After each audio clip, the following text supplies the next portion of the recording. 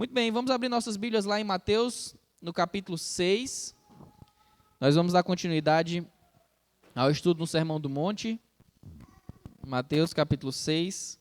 Nós vamos estudar hoje, como havia prometido na semana passada, mais especificamente do versículo 9 até o versículo 13, a oração do Pai Nosso. Amém? Diz assim a palavra do Senhor. Portanto, vós orareis assim: Pai nosso que estais no céu, santificado seja o teu nome. Venha o teu reino, seja feita a tua vontade, assim na terra como no céu. O pão nosso de cada dia nos dá hoje, e perdoa-nos as nossas dívidas, assim como nós perdoamos aos nossos devedores. E não nos conduza à tentação, mas livra-nos do mal, porque teu é o reino, e o poder, e a glória para sempre. Amém. Senhor, louvamos o teu nome, porque o Senhor Deus de grande amor e misericórdia para conosco. O Senhor que domina sobre céus e terra, o Senhor que sabe exatamente o que acontece na nossa vida, tanto no nosso pensamento, quanto no nosso sentimento, quanto nas nossas ações, que nada foge ao teu controle. Nós queremos louvar o teu nome, ó Pai, e queremos te servir cada vez mais e melhor. Também queremos orar da maneira que te agrada, orar da maneira que te convém. E por isso pedimos que o teu Santo Espírito nos auxilie, não somente na compreensão, mas na aceitação e na prática do que a tua palavra estabelece. Em nome de Jesus, amém. Deixe sentar. Bem, na semana passada nós vimos que Jesus estava combatendo aqui nesse trecho do Sermão do Monte uma atitude hipócrita das pessoas que costumavam utilizar de tarefas ações que deveriam ser tidas como da mais importância na parte de santificação na nossa vida, e nós citamos que são a questão do auxílio aos necessitados, a questão da oração e do jejum, e essas pessoas transformavam essas três coisas que são importantes na nossa devoção e na nossa santificação, com o objetivo de trazer glória para si. Pessoas que oravam de modo inapropriado, demonstrando ser aquilo que não eram de fato, pessoas que faziam o auxílio aos necessitados, não visando realmente o auxílio a essas pessoas, mas sim buscando glória por isso, e também as pessoas que jejuavam para demonstrar uma espiritualidade maior do que as demais e assim receber glória para si. Nós vimos que essas três posturas são inadequadas, porque Deus espera que nós façamos todas as coisas para a glória dele e não para a nossa própria glória. Nós vimos, portanto, que quando Jesus fala sobre a oração, nós deveríamos orar não com essa postura de ser visto pelos homens e, portanto, nós deveríamos ter uma intencionalidade de orarmos no secreto. Obviamente, eu expliquei também que não é que Deus proíba nós orarmos em ambientes públicos, mas sim orarmos com a intenção errada de sermos vistos. Porque qual é a recompensa daquele que ora para ser visto e não aquele que ora para a glória de Deus? Qual é a recompensa que ele tem? Ser visto. É tudo que ele vai conseguir. Se ele quer aplausos, é o que ele vai conseguir, aplausos. Se ele quer ser olhado como uma pessoa diferenciada, que ora talvez de modo eloquente, isso é tudo que ele vai conseguir, em detrimento daquele que ora realmente buscando a glória de Deus. Esse será transformado, esse será abençoado, esse receberá a recompensa de ser alvo da graça de Deus, que modificará a sua vida para que Deus seja ainda mais glorificado. Nós sabemos que o maior benefício que pode existir na vida do crente é o benefício de se parecer com Jesus Cristo. Então Jesus, o próprio Senhor aqui encarnado, o próprio Deus encarnado, nos mostra a importância de nós fazermos isso com a intenção correta. Outra coisa que ele nos diz que é importante que a gente aprenda é que as orações não devem ser feitas como vãs repetições. E aqui eu quero fazer também um esclarecimento sobre o que são as vãs repetições. Nós sabemos que as religiões, e muitas delas, têm o hábito de terem uma postura de repetições de orações. Em algumas isso vão ser chamadas de orações, em outras religiões vai ser chamado de reza, em outras religiões vai ser chamado de mantra, mas é comum religiões que têm na sua prática a ideia de que falar muitas vezes determinada coisa vai levar o Deus dessa religião a lhe oferecer, a lhe contemplar com aquilo ali. E quando a Bíblia fala sobre a persistência na oração, não é uma persistência tola, de repetir a mesma palavra de modo automático, sem refletir naquilo que você está falando, mas sim numa persistência de argumentação bíblica pelos motivos que Deus deveria ouvir a minha oração. Porque no final das contas, quando eu reflito sobre as motivações pelas quais eu estou orando, pedindo aquela determinada coisa, obviamente eu também consigo analisar se eu estou pedindo de modo correto ou não aquilo que está sendo alvo da minha oração. Eu gosto de um exemplo dado por um pastor reformado, que ele diz assim: qual é o tipo de filho que o pai gosta mais de responder aos pedidos? Aquele filho que fica assim: mãe me dá, mãe me dá, mãe me dá, mãe me dá, mãe me dá. Pai gosta de filho que faz isso? Mas agora um filho que chega para a mãe e diz assim: mãe, olha, minha barriga tá com fome. Tendo em vista que a senhora é uma mãe amorosa e cuidadosa, uma mãe que está atenta às minhas necessidades, eu acharia prudente a senhora me dar um pouquinho de comida. Seria muito bom, né, que o filho chegasse dessa maneira e falasse isso para a gente, né? Mas normalmente qual é o tipo de atitude do filho? Tô com fome, tô com fome, tô com fome, tô com fome. É tudo que ele sabe falar, né? Ele acha que pelo muito falar dessa maneira, ele vai ser atendido. Mas por que essa segunda maneira é uma maneira mais fácil de ser atendida? Porque quando a criança vai tentar argumentar com a mãe, ela antes precisa refletir na argumentação. Então, quando eu vou orar ao Senhor e eu reflito sobre o que eu estou pedindo, isso muitas vezes a entender que aquilo que eu estou pedindo nem deveria estar sendo pedido. Aquilo que eu acho que deve ser dado por Deus para mim, nem deveria ser dado. Ou então que as motivações pelas quais eu estou pedindo são motivações erradas. Então, um exercício que esse pastor traz para os seus membros da igreja, ele diz assim: olha, da próxima vez que for pedir algo ao Senhor, liste da seguinte maneira: 10 motivos pelos quais Deus deveria atender minha oração. E aí você começa a escrever 10 motivos pelos quais Deus deveria atender sua oração. E muitas vezes o que acontece eu acho que nem 10 motivos eu tenho para que isso aconteça. Então, no final das contas, quem é que está sendo maldado? Deus ou eu? O alvo da oração é mudar sempre a mim mesmo, nunca Deus. Porque Deus não é moldado pelo que eu sou, pelo que eu quero. Não é pela minha insistência de repetir a mesma frase muitas vezes que Deus vai mudar. Deus sempre quer me beneficiar se eu sou um filho seu. E, obviamente, isso acontece de diversas maneiras diferentes. Logo, compreender a vontade de Deus e pedir a vontade de Deus tem uma promessa nas Escrituras. Qual é a promessa? Rapaz, está falhando demais esse microfone. Qual é a promessa para aquelas pessoas que entendem a vontade de Deus e pedem a vontade de Deus? Qual é a promessa bíblica para isso? É atendido a oração, vai ser dado aquilo que ela está pedindo. Porque ela está pedindo o quê? Não o que ela quer. Ela está pedindo o que Deus quer. Quando eu entendo a vontade de Deus e digo: Senhor, é isso que o Senhor quer? Pois então faz isso aí que o Senhor quer. Ele vai dar. Então, nós precisamos ter essa mentalidade de buscar uma argumentação coerente com as Escrituras, tendo em vista o contexto em que nós estamos estudando aqui do Sermão do Monte e aquilo que o Senhor Jesus queria promover com esse ensinamento aos fariseus e também às outras pessoas que estavam acompanhando, ele dá um modelo de oração. Quero deixar enfatizado uma coisa: Jesus não estava orando neste momento. Jesus estava fazendo o quê? Dando um modelo, um modo de você refletir de como é que você deveria orar para com o Senhor. Por isso, é dito aí no versículo 9: portanto, vós orareis assim. Primeira coisa, Jesus está dizendo que o modelo que ele estava dando era um modelo que os crentes deveriam usar. Aqueles que creem no Senhor Jesus, aqueles que temem a Deus, o Senhor de todas as coisas, deveriam usar.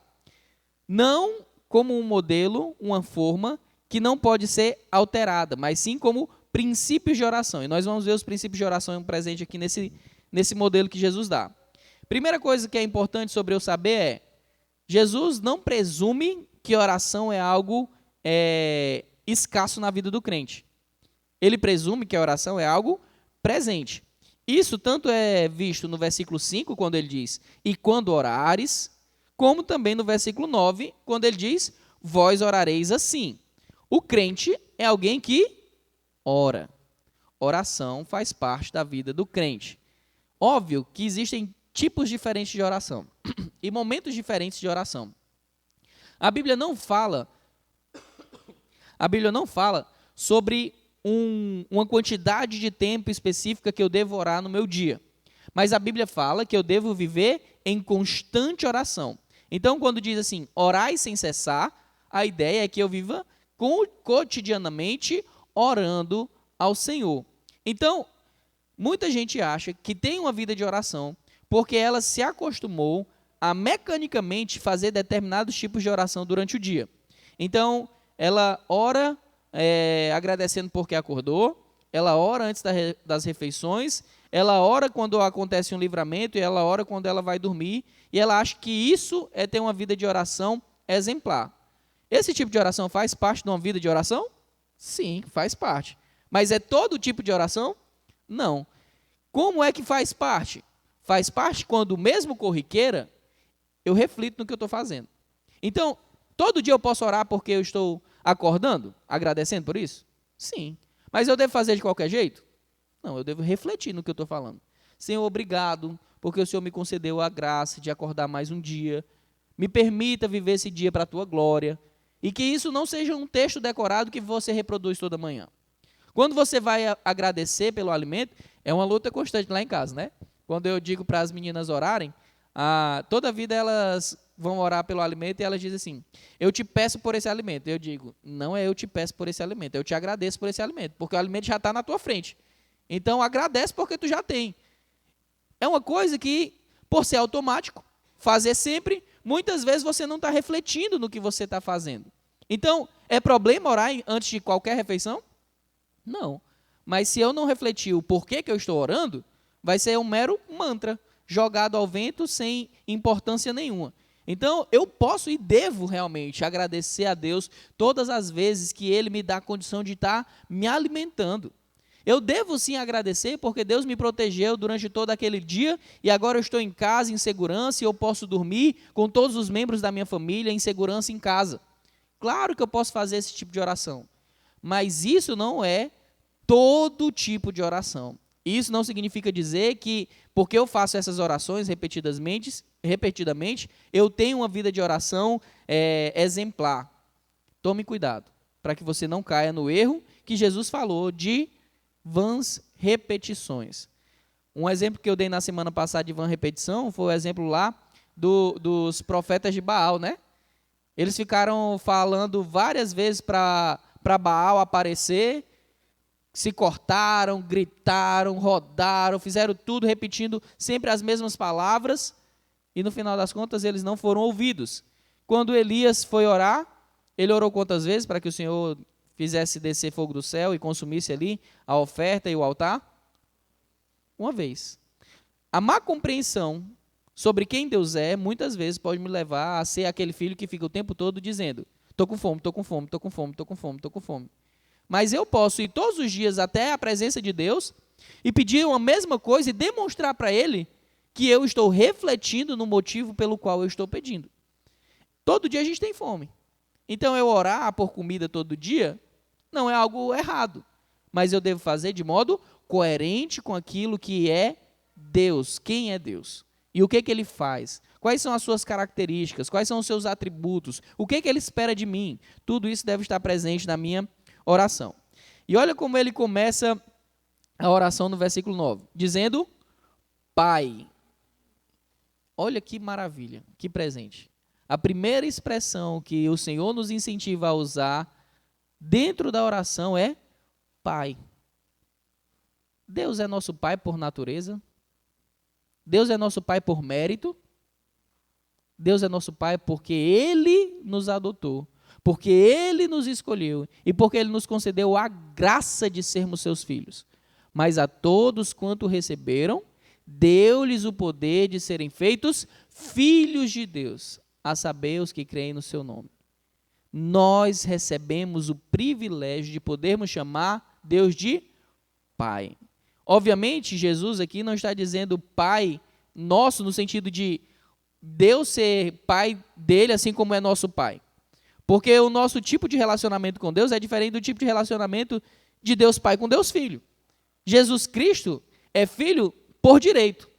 Nós somos filhos adotados, que recebemos a graça de sermos filhos de Deus. A segunda coisa presente no começo dessa oração é justamente esse termo, nosso.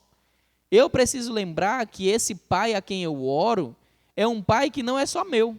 É o Pai de todos aqueles que creem em Jesus Cristo e que receberam a autoridade de serem chamados filhos de Deus. Então eu não estou sozinho. Quando eu oro a Deus, isso não é algo que me faz alguém especial no sentido de ser único, como Jesus Cristo é. Me faz alguém pertencente a uma grande família que, com a graça de Deus, teve o privilégio de ter livre acesso à presença do Senhor. Como eu já expliquei em outras situações aqui, em outras pregações, um rei, se ele não quisesse receber alguém na sua presença e essa pessoa insistisse em entrar na sua presença, o que aconteceria com essa pessoa? Ela seria morta.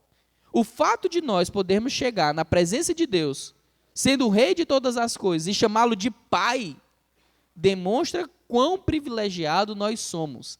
Esse privilégio não é só meu, esse privilégio é de todos aqueles que creem no Senhor Jesus Cristo. E aí ele vai começar a falar as coisas que nós devemos dizer nas nossas orações, ou pelo menos princípios norteadores do que nós devemos fazer na oração. Ele diz: Pai nosso que estás no céu, santificado seja o teu nome. Primeira coisa, santificado seja o teu nome. Deus é santo? Eu sou capaz de, por meio da minha oração, fazer o nome de Deus mais santo? Então, do que ele está falando? Santificado seja o teu nome.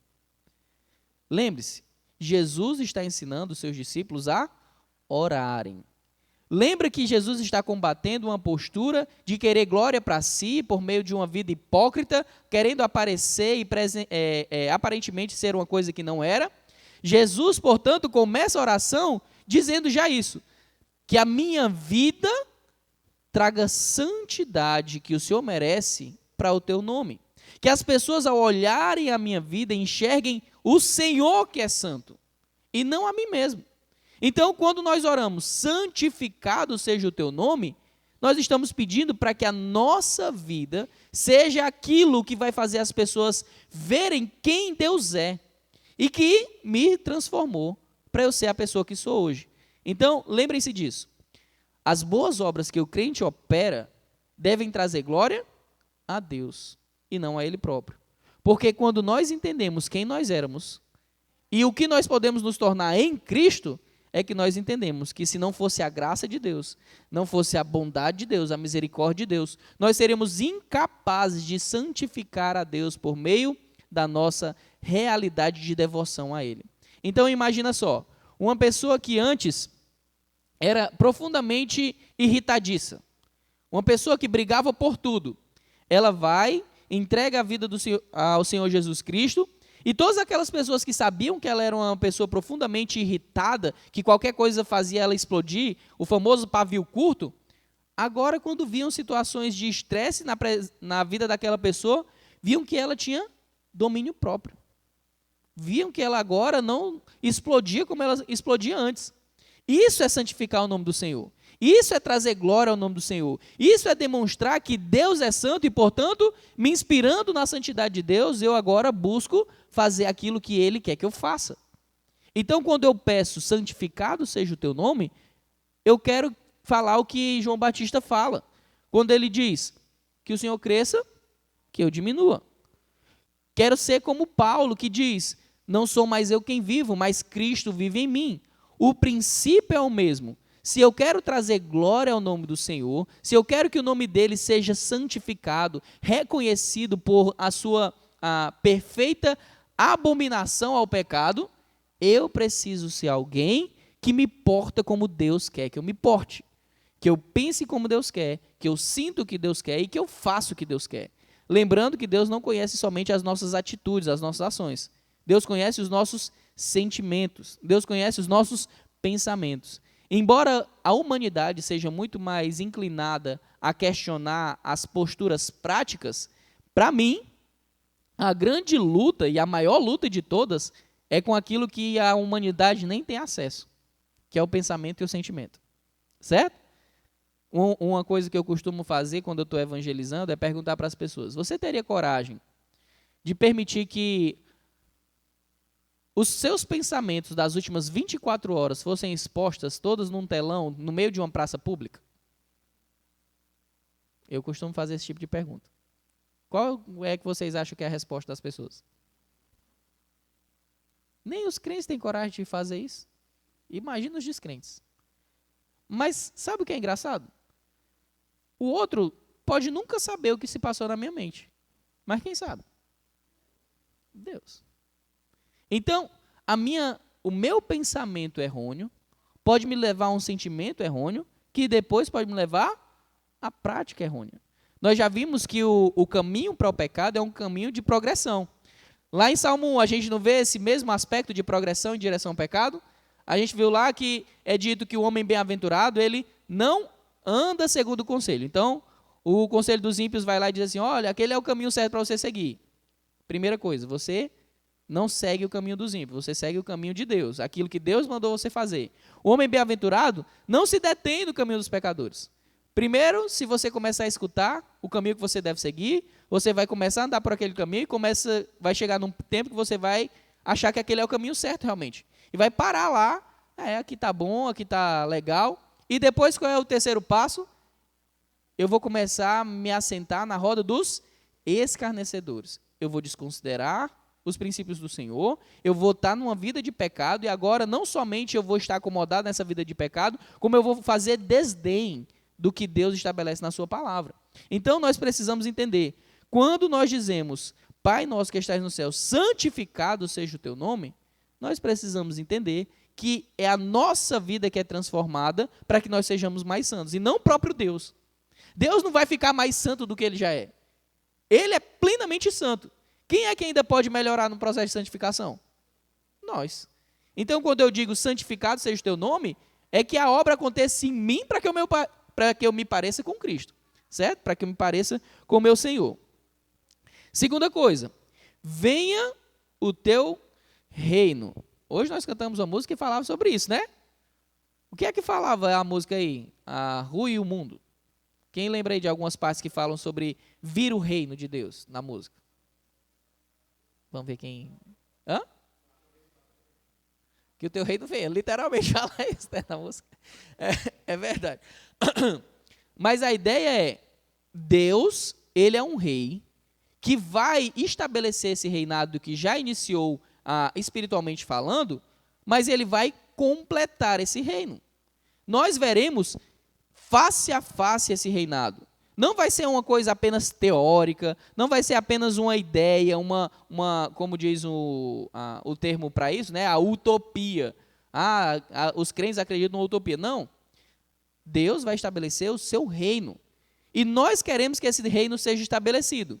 Mas agora me diga, se o reino de Deus já está presente no coração dos crentes, como é que eu posso desejar que o reino dele venha? Como é que eu posso fazer com que isso aconteça? Que o reino de Deus venha? Isso. A música não fala justamente sobre isso. A música fala do quê? Por onde eu for, eu devo fazer o quê? Eu vou falar do amor do Senhor, vou anunciar, vou ser a expressão desse amor aqui na terra. A palavra de Deus deixa muito claro que não é possível que alguém invoque o nome do Senhor adequadamente sem que ela ouça quem o Senhor é, sem que ela entenda quem o Senhor é, que ela entenda qual é a sua realidade de pecado e, portanto, o que Cristo representa na salvação da vida dela. Mas para que ela ouça essas verdades, ela precisa de quê? Alguém que fale. E aí vem uma coisa que é desafiadora nessa oração que Jesus está nos ensinando. Eu, antes de pedir qualquer coisa para mim, eu estou pedindo que Deus me transforme. Primeiro, quando eu digo, santificado seja o teu nome, eu estou pedindo a transformação de quem? De Deus ou minha? Primeiro eu sou transformado, depois eu vou para a prática da minha santificação. Agora eu quero que o reino de Deus venha. Eu quero que o reino de Deus venha, que essa vontade seja feita, assim como ela já é feita no céu. Se o reino de Deus vai vir, eu preciso de novos súditos. E essa é a nossa função enquanto crentes. Nós somos mensageiros do rei. Nós já vimos, né, lá quando Paulo escreve aos Coríntios, ele estabelece, deixa muito claro, que nós somos como uma espécie de embaixadores, e todas as vezes que eu propago o evangelho, que eu ensino a mensagem do evangelho, é como se Deus estivesse falando por meio de mim. Olha que maravilha. Deus vai me usar para que as pessoas entendam quem Ele é. Ele é o rei, sustentador de todas as coisas, que estabelecerá esse reino. Portanto, as pessoas ou serão pertencentes a esse reino, ou serão inimigas desse reino. Entende isso? Se eu quero que o reino de Deus venha, se eu quero que isso se estabeleça, eu não posso ficar inerte. Eu não posso ficar esperando, Senhor, eu quero que o teu reino venha. Certo, eu te dei um caminho. Deus, ele tem eleitos. Quem é que vai pregar para os eleitos de Deus? Os outros eleitos que já foram alcançados. Não é? Como é que outro vai... Como, pois, invocarão aquele em quem não creram? E como crerão naquele de quem nada ouviram? E como ouvirão se não há quem pregue? E como pregarão se não forem enviados? Nós já fomos enviados? Sim? Sim, nós já recebemos a comissão para irmos. Ainda que existam aquelas pessoas que serão enviados para o outro lado do mundo, existem aquelas que vão falar na sua própria rua. Então, eu acho que o Felipe quis dizer isso, né? Não é menos valoroso a missão do outro lado da rua do que a missão do outro lado do mundo. As duas têm o mesmo valor. Por quê? As duas dizem respeito à expansão do reino. Eu estava comentando com a mãe, eu não lembro qual foi o dia, mas eu dizendo para ela, né? E essa é a mesma oração que ela tem feito. Que Deus traga pessoas descrentes para a nossa igreja. Para que elas possam ouvir do evangelho e se converter. Eu não quero que essa igreja cresça com pessoas que já são crentes. Por quê? Se essa igreja ficar lotada de gente que já é crente, quanto que o reino de Deus vai ter avançado? Nada. Agora, se alguém chega, ouve o evangelho e se converte, o reino de Deus está avançando? Sim. Se uma pessoa crente vem congregar conosco, obviamente ela vai ser útil nessa igreja local. Mas não diz respeito à expansão do reino. Porque aquela pessoa que já pertence ao reino só foi mudada de canto. Essas pessoas serão bem-vindas aqui na nossa igreja? Serão. Obviamente, se elas estiverem vindo para cá pelo motivo certo, né? Se elas não estiverem vindo para cá pelo motivo certo, elas nem vão ser recebidas na membresia. Mas, por que é importante a gente saber disso? Porque o nosso alvo sempre é a expansão do reino de Deus.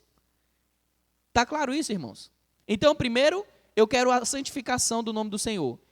Eu preciso, então, para isso, ser transformado. Eu preciso mostrar que eu sou diferente. Eu preciso que as pessoas vejam que Deus opera em mim uma vontade que não era minha. Segundo, eu quero que esse reino que Deus está demonstrando na minha própria vida se expanda. Eu quero que ele venha definitivo. Por isso, eu vou agir de modo intencional na pregação do evangelho, no discipulado e tudo mais.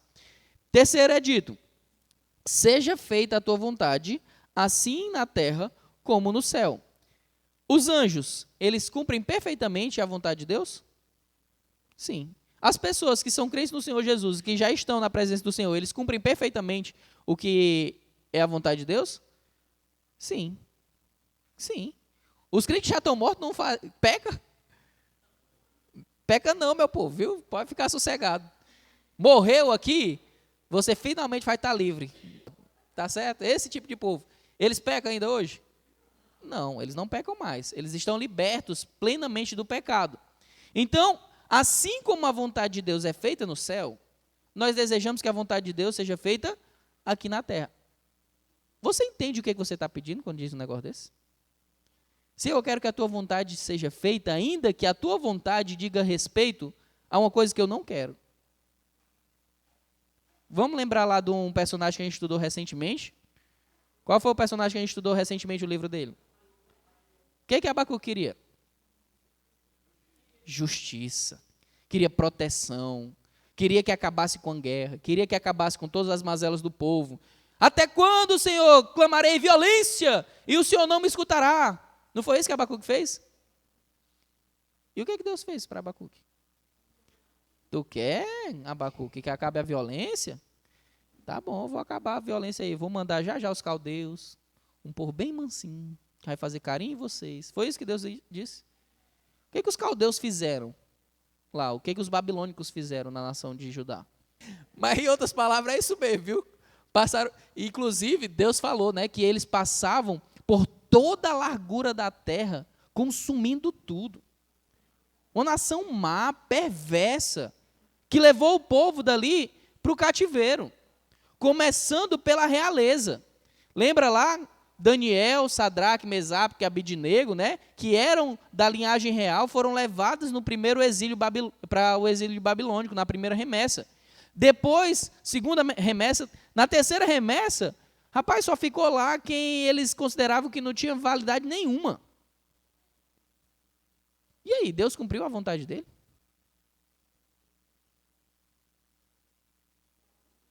Hã? Deus cumpriu a vontade dele. Mas como a Laura falou, a vontade de Abacuque não foi cumprida. Mas qual foi a resposta final de Abacuque para a vontade de Deus? Ainda que a figueira não floresça, ainda que a vide não dê o seu fruto, ainda que os animais que deveriam estar guardados não estejam mais lá, ainda que os campos não produzam aquilo que é necessário para o nosso mantimento, todavia eu me alegrarei no Deus da minha salvação. A partir do momento que Deus me deu a salvação, eu preciso de mais o que para glorificá-lo? Nada. Olha o que Jesus está nos ensinando a orar. Seja feita a tua vontade. Não é a minha vontade. Por isso, aquela tarefinha de você argumentar o porquê que você está pedindo determinada coisa é importante. Porque talvez seja um desejo do seu coração que não tenha base nenhuma para o engrandecimento do nome do Senhor. Seja apenas o desejo pela satisfação de uma vontade sua. Deus pode conceder, como não. Mas muitas vezes, quando o crente ele só está acostumado a pedir as coisas, ele, de um modo geral, ele está pensando em si próprio. E até o modo como Jesus divide essa oração nos demonstra que a gente tem que estar primeiro preocupado em fazer a vontade de Deus, para depois pensar em pedir algo para a gente. As 3 primeiras coisas que ele diz aí, ó: santificado seja o teu nome, venha o teu reino e seja feita a tua vontade, diz respeito a quem? A Deus, a glória para Deus. O tempo todo focado nele, ainda que isso implique em transformação da minha vida. Tá certo? O foco está em Deus. Aí agora, é dito no versículo 11, a segunda parte dessa oração. O pão nosso de cada dia nos dá hoje. Qual é o alimento que ele utiliza para falar, para representar a provisão? O pão. O pão é o alimento básico, basicamente em todos os cantos da terra. Existem pães de toda maneira que você puder imaginar, de todo tipo de farinha, certo? E o pão é o alimento mais essencial, o mais primordial, o mais básico. E olha como é interessante. Jesus diz que você deve pedir o pão. Um outro pastor, ele diz assim: Deus ensinou a pedir o pão, não foi o pudim. Por quê? Muitas vezes o crente está preocupado demais em pedir aquilo que Deus quer que ele peça, mas de uma maneira que não é sábia. Deus promete sim suprir as nossas necessidades básicas. Lá em Mateus capítulo 6, que nós ainda vamos... nesse mesmo capítulo aqui, de Mateus, a gente vai ver sobre a ansiedade das pessoas que temiam por não ter alimentação, ou o que beber, ou o que vestir. E Deus vai combater a ansiedade do coração delas, dizendo que o fato delas terem medo de não se alimentar, não beber e não se vestir, era fruto da pouca fé delas, da falta de confiança delas. Isso aqui se mostra em outros cantos das Escrituras? Sim. 1 Timóteo capítulo 6 é dito, Paulo diz para Timóteo: tendo o que comer e o que vestir, estejais com isso contentes. Gente, quando a gente olha lá para o Antigo Testamento, qual foi o alimento que Deus mandou para o povo no deserto? O maná. O maná era uma espécie de pão. E qual foi o alimento que nos sustentará por toda a eternidade? O pão da vida. Jesus Cristo. Nós precisamos entender que, assim como Abacuque chegou à conclusão de que eu posso louvar o Senhor passando por momentos de grande tribulação, eu também, quando vou orar para que Deus faça a vontade dele na minha vida, eu tenho que estar disposto a pedir por aquilo que é essencial. Pedir por futilidades, irmãos, demonstra que o nosso foco está em coisas erradas. E mais chocante ainda, quando ele diz, o pão nosso de cada dia nos dai. E aí, gente, o que está sendo ensinado aqui? Você já comeu hoje? Que bom, né? Que você já se alimentou hoje. O que significa? Eu já recebi do Senhor a providência para que eu seja mantido vivo hoje. Me diga uma coisa. Quantos de nós morreríamos de fome se não comêssemos amanhã? Hã? Acredito que nenhum. Sabe por quê? Porque nós temos reserva de energia o suficiente decorrente da quantidade de coisa que a gente come. Mas existe gente que se não comer amanhã vai morrer? Me diga, será que ela vai interpretar esse texto do mesmo jeito que você interpreta? Quando ela diz, Senhor, me dá o pão de hoje. Será que ela vai estar pensando a mesma coisa que você está falando de pão de hoje? A gente é muito ingrato, irmãos. E sabe o que é mais chocante? Jesus fala disso no Antigo Testamento. Fala nos Evangelhos. Fala nas cartas. Fala em todo canto sobre essa confiança na provisão do Senhor. E um irmão que eventualmente Deus permitiu que chegasse numa situação dessa, de precisar pedir para alimentação daquele dia, muitas vezes é tido como um irresponsável. Ninguém planeja ter a comida só para o dia. Mas se um dia Deus permitir que você passe por uma situação de não ter comida e ter que pedir comida do dia, Deus deixou de ser Deus? Deus deixou de te amar? Deus deixou de cuidar de você? E por que você tem tanto medo, então? Já parou para pensar? Se quer ser mudado pelo Senhor, quer parecer com Ele, confie no que Ele fala. Muita gente sabe de cor o Salmo 23. Pelo menos o começo, né? O Senhor é o meu pastor e nada me faltará. O que é dito no Salmo 23? Por conta do pastor que eu tenho, que eu conheço, que eu sei que cuida de mim, que é um pastor que se preocupa com a minha saúde, com a minha proteção, o que eu tenho é o que eu preciso. Então não vai faltar nada do que eu preciso. Porque o objetivo do pastor é manter a ovelha viva. O Senhor é o meu pastor. Se Deus é o meu pastor, Ele vai permitir que me falte algo que eu estou precisando ter? Mas o que Ele está falando que você precisa? De alimento, de vestuário, de água. Deus está falando que você precisa de carro? De um iPhone? Deus está falando que você precisa de uma casa triplex lá no Guarujá? Eu nem sei onde é Guarujá, mas toda vida o pessoal cita como se fosse um canto muito legal. Sei lá, no Alphaville. Deus pode dar todas essas coisas. Mas se a minha confiança em Deus estiver alicerçada nessas coisas, demonstra que eu não sou grato a Deus.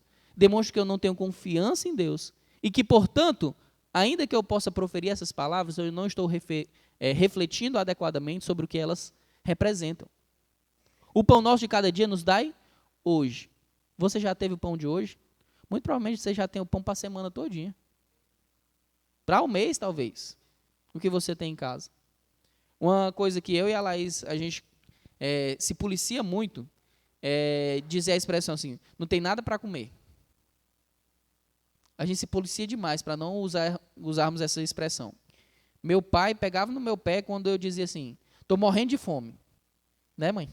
Meu Deus, se queria levar uma lapada assim do nada, era dizer, estou morrendo de fome. Tu não sabe nem o que é morrer de fome, né? Porque muitas vezes a gente fala sem refletir sobre aquilo que a gente está falando. Se eu refletisse que eu tenho um alimento não só para hoje, a minha oração seria de gratidão de uma maneira que muitas vezes eu não sou grato.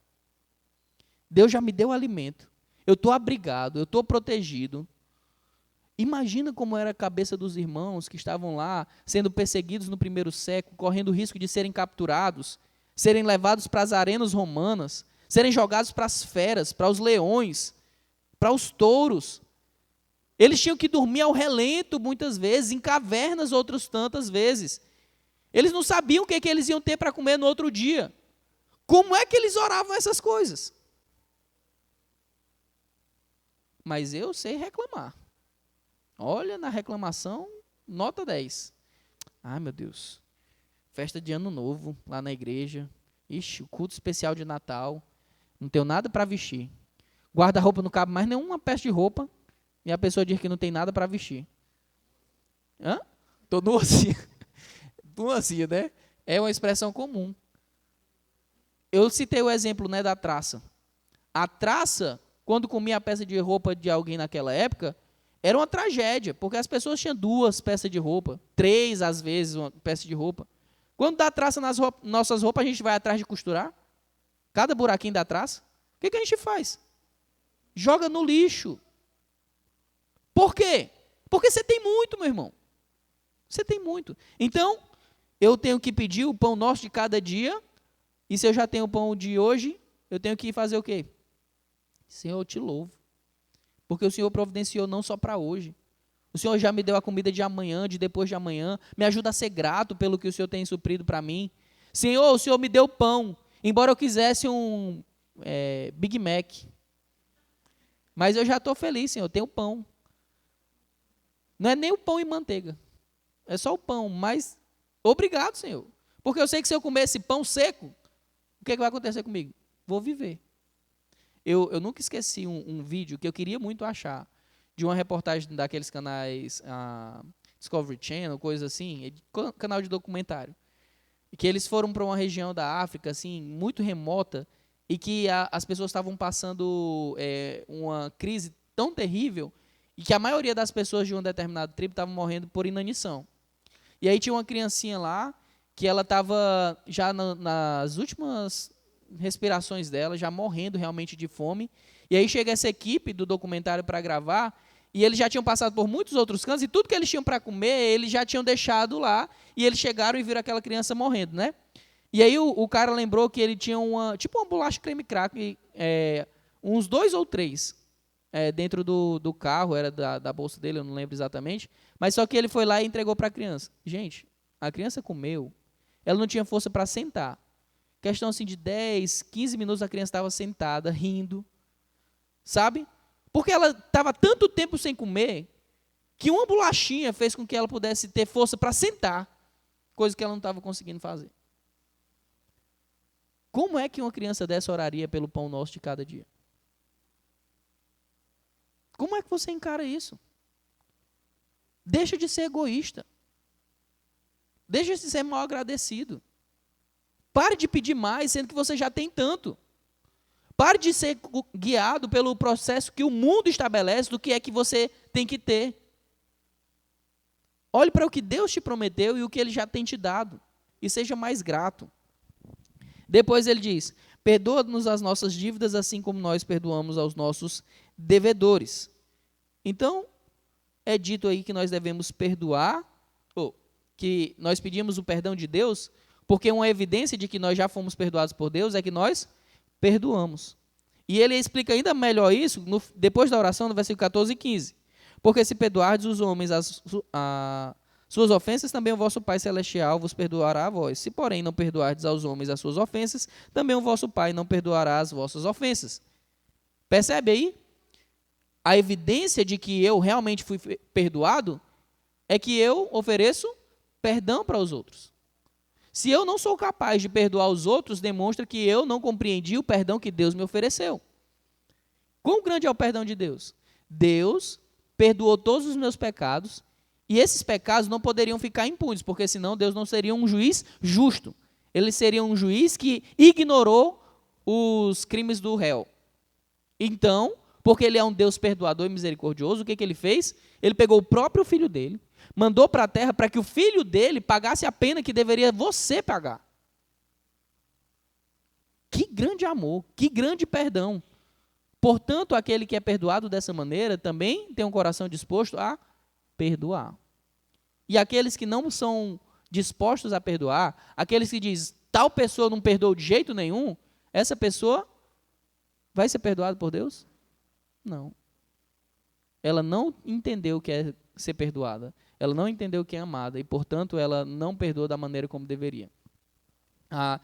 Eu não sei se, depois se eu lembrar, eu coloco no grupo da igreja lá e dos visitantes, um vídeo de um cara que ele era um serial killer nos Estados Unidos e ele tinha estuprado e matado muitas mulheres lá. E aí, no estado onde ele foi preso, nos julgamentos, eles permitiam que as famílias das vítimas proferissem palavras, né, para o cara que era o serial killer. E todo mundo ia lá dizendo assim: eu quero que você vá para o inferno, eu quero que você morra, eu quero que você sofra o resto da sua vida pelo que você fez, você acabou com a vida da minha família, acabou. E todo mundo ficava falando isso, até que chega um cara que ele diz assim: olha, tem muita gente aqui nesse tribunal que realmente te odeia. E você tornou a minha vida, enquanto discípulo de Cristo, muito mais difícil. Eu não sou uma das pessoas que te odeia, apesar do que você fez com a minha filha. E eu quero vir aqui para dizer que você está perdoado. E o cara, e o serial killer, que estava agindo com desdém com todas as outras famílias que passaram, ignorando o que ela estava falando, ela muitas vezes até esboçava um riso irônico para essas famílias que estavam tendo a dor da perda ali, manifesta na prisão dele, né? Ele, de repente, quando escuta essas palavras, ele desaba. O cara começa a chorar, porque ele não esperava receber aquilo. Se nós entendermos o nosso pecado para com Deus, você vai entender que nós não deveríamos esperar o perdão de Deus. E mesmo assim, Deus concede.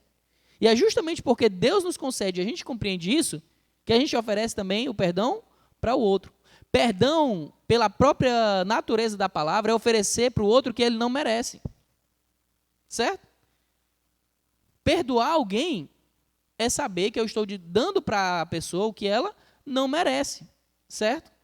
Então, se eu não perdoo, eu também deixo evidenciado de que eu não entendi o perdão de Deus e, portanto, eu não tenho o perdão de Deus na minha vida. E aí no versículo 13 é dito: e não nos conduza à tentação, mas livra-nos do mal, porque teu é o reino e o poder e a glória para sempre. Amém. As lutas, as provações fazem parte da nossa vida. E nós devemos lembrar de que é o Senhor que nos conduz à vitória nessas provações contra o maligno. Nós já estudamos também lá em 1 Coríntios capítulo 10, se eu não me engano é o versículo 13, que Deus não permite que nenhuma tentação, nenhuma provação nos seja dada, além do que nós podemos suportar. E quando Deus permite que nós sejamos tentados, provados, Ele nos providencia o escape para cada uma dessas situações. Então, é a Ele que nós devemos recorrer para termos vitória na nossa vida contra o maligno, contra o mal, tá certo? E tudo isso vai redundar no que Jesus diz no final da sua oração: porque teu é o reino, o poder e a glória para sempre. Amém. Mais uma vez, Jesus ressalta que o foco da nossa oração, ainda que fale sobre mim, sempre será Deus. Amém, irmãos? Que nós possamos pegar esse exemplo de oração e entendermos os pilares da oração, lembrando sempre da glória de Deus, do que nós devemos desejar, que aqui o meu testemunho traga glória ao nome do Senhor. Desejar que o Senhor seja conhecido em todos os cantos do mundo, o seu reino se expanda. Desejar que a vontade de Deus seja feita ao invés da minha própria vontade. Desejar que eu seja grato com aquilo que Deus providencia para mim diariamente. Desejar que eu seja uma pessoa que perdoa porque eu compreendo o perdão que Deus ofereceu para mim. E desejar também que Deus seja o meu sustentáculo na luta diária contra o mal. Amém? Senhor, nos ajuda, Pai, a orarmos de maneira que te convém. Nós louvamos o teu nome porque o Senhor é o Deus gracioso. Deus esse que nos permitiu que nós possamos chamar-te de Pai. O Senhor não é um Pai comum. Um Pai que, como os seres humanos, pode falhar. O Senhor é o Pai celestial. O Pai nosso que está no céu. O Senhor é um Deus, o Senhor é um Pai que não falha conosco. Portanto, nos ajuda a fazermos aquilo que é de acordo com a tua vontade, para que em tudo o Senhor receba a glória que lhe é devida. Em nome de Jesus, amém.